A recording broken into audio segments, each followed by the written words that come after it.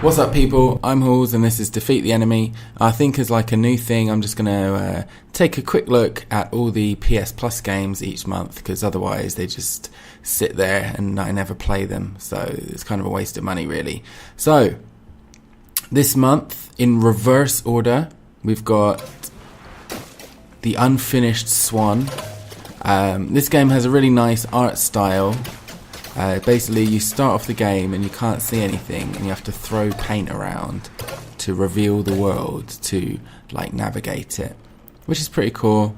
But that section of the game ends pretty quickly, and then after that it's actually pretty boring. I found after the paint bit I got bored pretty quickly and moved on.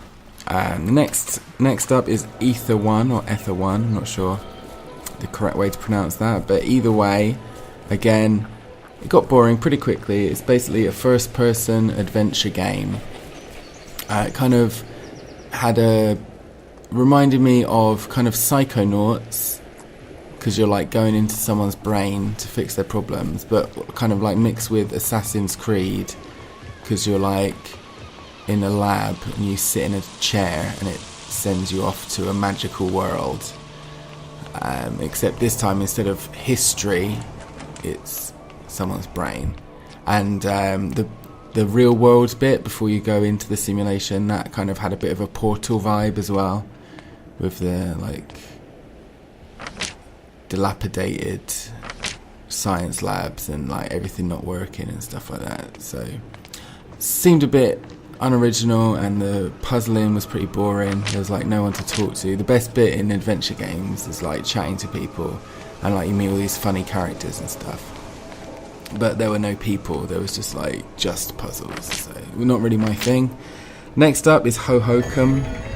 This game, I don't really know how to describe it. Basically, you are an eyeball with a tail, and you like fly around looking at things, and then when you touch things happen, and then like you have to find your friends by like touching stuff. It's a bit weird. It's alright. I played it for maybe 30 or 40 minutes, and I don't think I'm going to go back to it, but I kind of enjoyed it's nice for 30 or 40 minutes. It's got a nice art style, and you've got all these like random things going on and stuff, but it doesn't really seem to have a lot of depth, so that got old pretty quickly.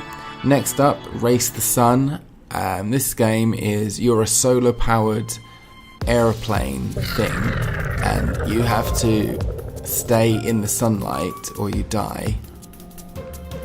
So you're like flying around, orbiting a planet, like trying to keep up with the sun, but like there's loads of things in the way that you can crash into, so you have to be careful. I've always crashed. I've never once run out of sunlight, so I'm probably pretty shit at the game.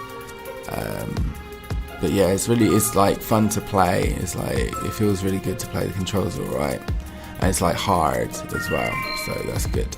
And the final one is Guacamelee, the Super Turbo Championship Edition. It's basically just Guacamelee again, but this time with all the DLC and stuff. So Guacamelee is really good, and like the art's really good, the animation's really good, the gameplay is really good. The story's a bit silly, but it's a game about magical luchadors, so what do you expect really? A bit of a silly story, that's what you expect.